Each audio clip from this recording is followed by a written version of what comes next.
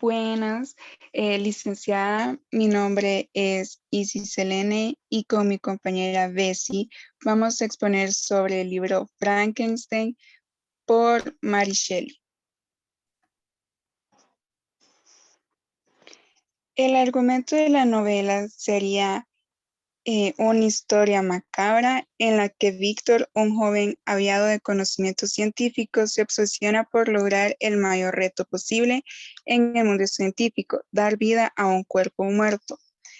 Él como que experimenta con, con tratar de darle vida a un cuerpo y hace varios experimentos hasta que al fin le logra dar vida y de ahí sale Frankenstein. Siguiente.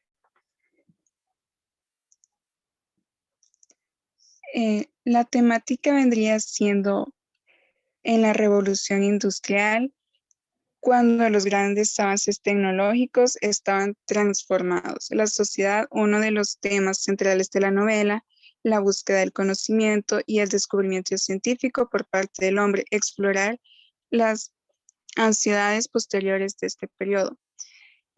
Para ese tiempo fue algo así como que un nuevo descubrimiento, poder revivir a un muerto y bueno, tuvo que ser como meses de experimentación para lograr eso.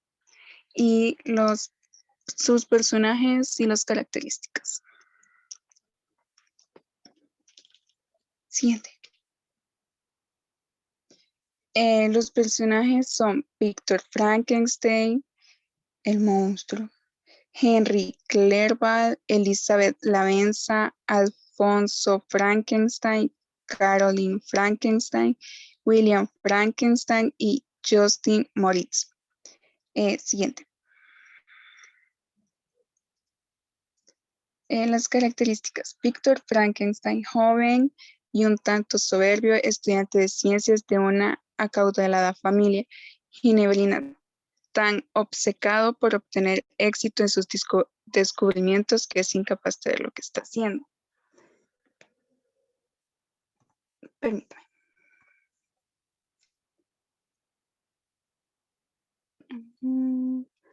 De su aspecto físico casi no sabemos nada, tan solo que no tiene ninguna facultad fuera de lo normal. Su psicología de giros radicales durante la historia de su niñez. Sabemos que es un chico feliz, que huye de las multitudes para refugiarse en su familia y su amigo Clerval. Es un poco inocente y le traen los temas científicos. Cuando muere su madre, sufre una pequeña depresión. Siguiente. El monstruo aparece como una criatura humana de enorme estatura, dado que la pequeñez de las partes constituía un gran obstáculo para la rapidez del trabajo. De alto, 2,44 metros.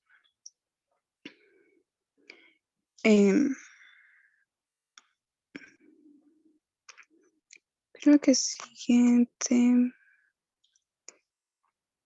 Siguiente.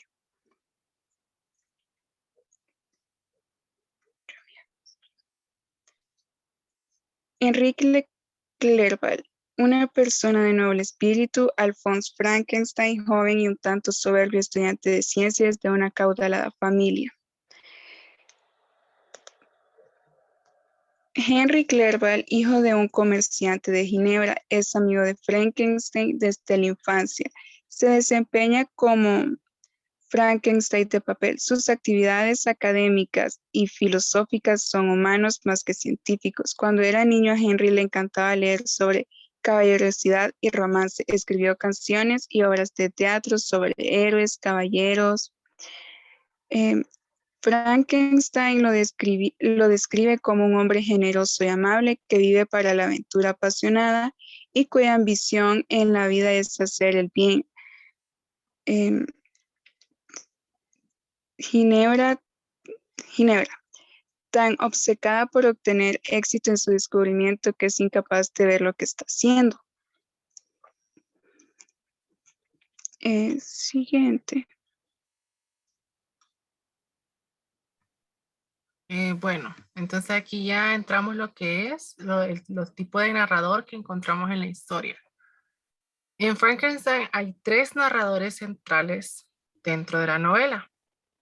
El primer narrador es Robert Walton, quien da comienzo a la novela desde la carta 1 hasta la carta 4. Narra en primera persona su propia historia para después convertirse en el narrador externo a los acontecimientos principales de la novela, cuestión que ocurre a partir de la aparición de Víctor como narrador de su propia historia. El segundo narrador, desde el capítulo 1 al 10 y del 17 al 24, es Víctor Frankenstein, que, como bien mencionado anteriormente mi compañera Isis, es el científico cuya pasión por el conocimiento lo lleva a perder la cordura.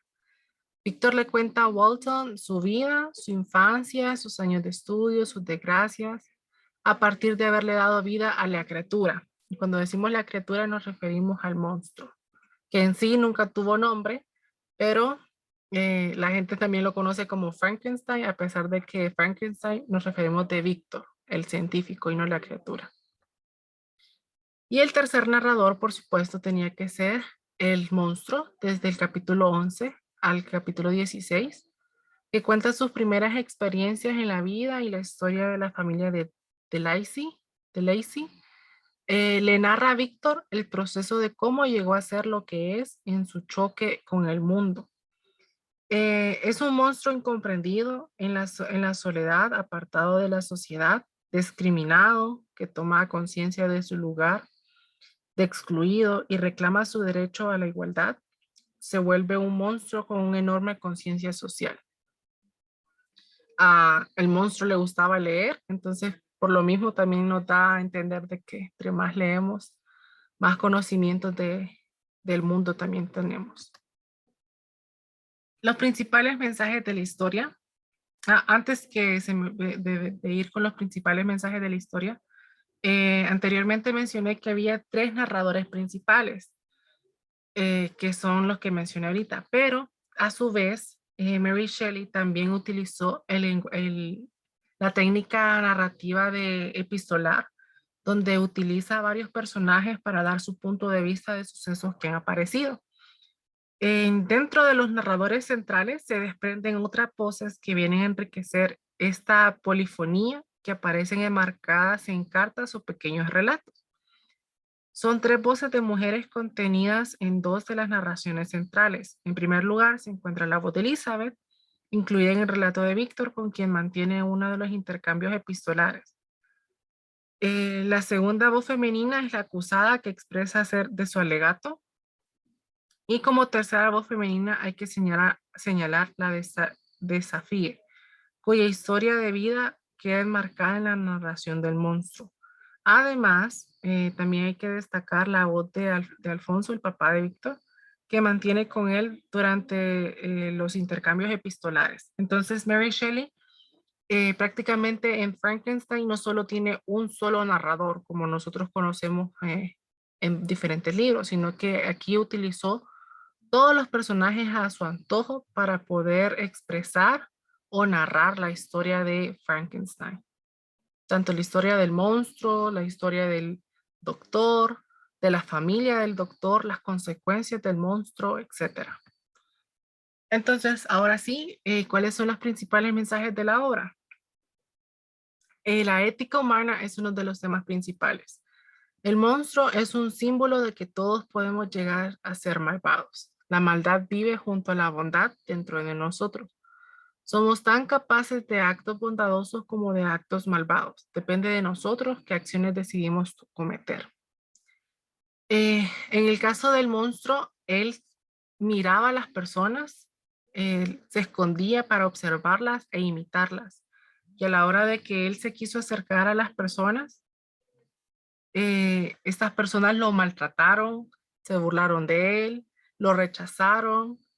Y entonces aquí es donde el monstruo toma sus propias decisiones y de lo mismo que recibió, él va a dar a la sociedad. Entonces por eso él se convierte en un ser malvado, porque eso fue lo que él recibió cuando él quiso tener interacción con la sociedad. Otro tema que toca la novela es la ambición del ser humano en querer superar a Dios y la naturaleza humana, pues Víctor creía en la capacidad de ser inmortal. Víctor tenía básicamente dos pasiones en su vida.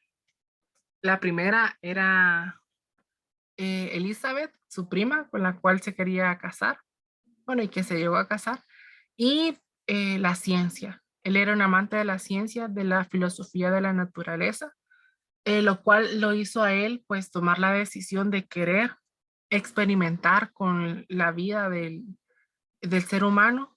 Bueno, el monstruo no se puede decir que es un ser humano, pero está compuesto por partes de seres humanos. Y otro tema que puedes también tocar es la sociedad y la poca empatía que tienen las personas a las otras personas que son diferentes. Como mencioné, tal vez el monstruo no era en sí una persona, sino que eran pedazos de otras personas.